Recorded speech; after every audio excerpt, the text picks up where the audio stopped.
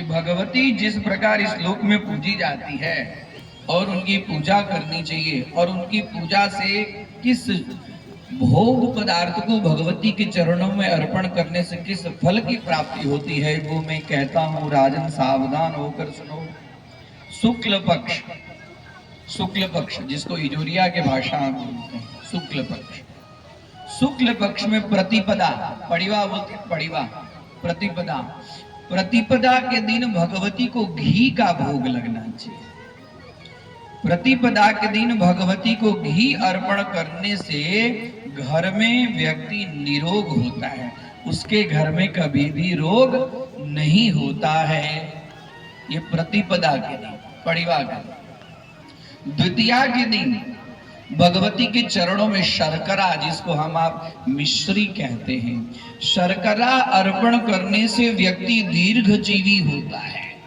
देखिए देवी भागवत, ये सब सुनिएगा बाद में, सबके पास में ये मीडिया के द्वारा आप लोग को मिल जाएगा कि कौन से तिथि को भगवती को कौन से पदार्थ का भोग लगाना चाहिए और उससे क्या फल की प्राप्ति होती है। सूरत में कई घरों में ये प्रचलन चालू है। तृतीया तिथि को भगवती को दूध अर्पण करना चाहिए। जैसे अभी नवरात्रि चली ना, तो नवरात्रि में 9 दिन में अलग अलग पदार्थों से माता का भोग लगना चाहिए। और ये तो नवरात्रि के लिए ही नहीं है, ये तो पूरे साल के लिए जो हम आपको बता रहे हैं। तृतीया तिथि के दिन भगवती को दूध का भोग लगाने से व्यक्ति दुखी नहीं होता है, जय हो, चाहे जिस किसी प्रकार का। चतुर्थी तिथि को भगवती को पुआ का भोग लगाना चाहिए। मालपुआ होता है ना, पुआ, भगवती को, उसको संस्कृत में अपूप कहते हैं, भगवती को अत्यंत प्रिय है। चतुर्थी तिथि को पुआ का भोग लगाने से घर में किसी भी प्रकार का विघ्न और बाधा नहीं आती।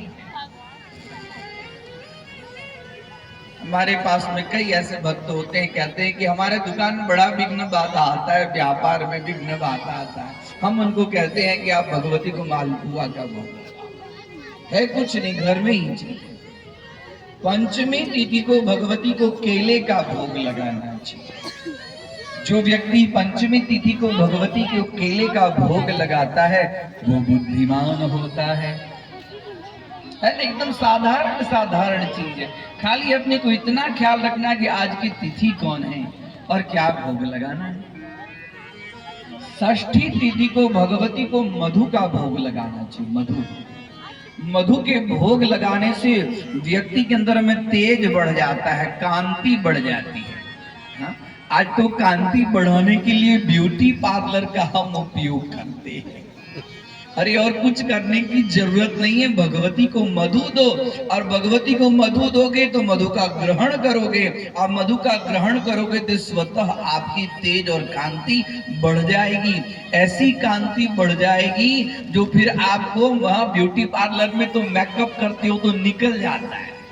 हमारे एक भगत बड़े अच्छे थे, ऐसे ही कथा में आए, उनके श्रीमती ने तो इतना मेकअप किया तो पहचानने में ही भूल गए कि मेरी पत्नी है।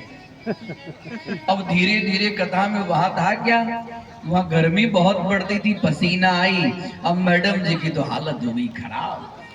अब उसके बाद में मेकअप, मिश्रित मेकअप हो गया। अब पति जी अपने पत्नी को ढूंढे कि मेरी पत्नी कहाँ है। मेरी पत्नी वो ही बाजू में खड़ी, बोले मेरी पत्नी को आपने देखा है? बोले अच्छा, आप ही मुझसे पूछ रहे हो कि मेरी पत्नी को मैं कौन दिखाई दे रही हूँ? वो बोले कि तो मुझे पता ही नहीं चल रहा है कि तेरा रूप कैसा है, मेकअप के कारण पूरी तू विचित्र लग रही है।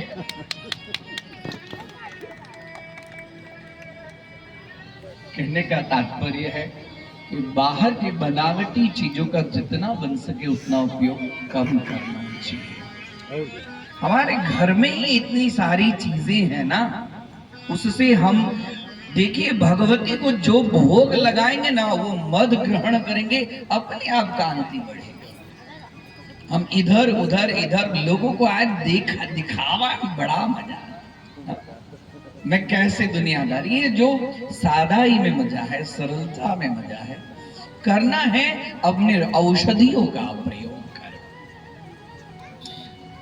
सप्तमी तिथि को भगवती को गुड़ अर्पण करना चाहिए। जो व्यक्ति सप्तमी तिथि को भगवती को गुड़ अर्पण करता है वो शोक से मुक्त हो जाता है। अष्टमी तिथि को भगवती को नारियल देने से ही सभी संताप से मुक्त हो जाते हैं। ज्योतिष शास्त्र में भी वर्णन मिलता है कि शनिवार को जो नारियल फोड़कर भगवान शिव जी के पास में जगदम्बा के पास में अर्पण करते हैं वह राहु के दोष से मुक्त हो जाते हैं। इसके लिए हमारे आपके घर में नारियल फोड़ने का जो रिवाज है, प्रचलन है कि कोई शुभ काम में नारियल से क्या कि सभी संताप स्वतः दूर हो जाएं।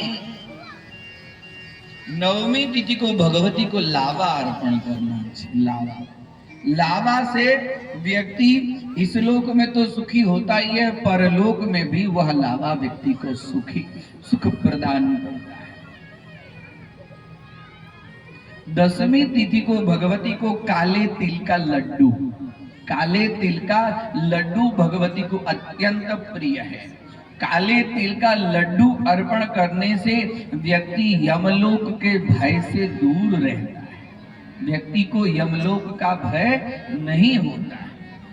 एकादशी तिथि को भगवती को दही अर्पण करना चाहिए। दही अर्पण करने से भगवती का वह परम प्रिय पात्र बन जाता है। द्वादशी तिथि को चिवड़े का भगवती को भोग लगाना चाहिए। वो भी द्वादशी तिथि को चूड़े के भोग लगाने से भगवती अत्यंत प्रसन्न होती है। त्रयोदशी तिथि को चने का भोग लगाना चाहिए। चने के भोग लगाने से वह संतान से प्रसन्न रहता है, संतान की चिंता से वो मुक्त हो जाता है। त्रयोदशी तिथि को भगवती को सत्तू का भोग लगाना चाहिए। सत्तू को भोग लगाने से भगवान शंकर प्रिय हो जाते हैं। पूर्णिमा तिथि को खीर का भोग लगाना चाहिए। प्रत्येक पूर्णिमा को और अमावस्या को विशेष रूप से खीर का भोग लगाना चाहिए।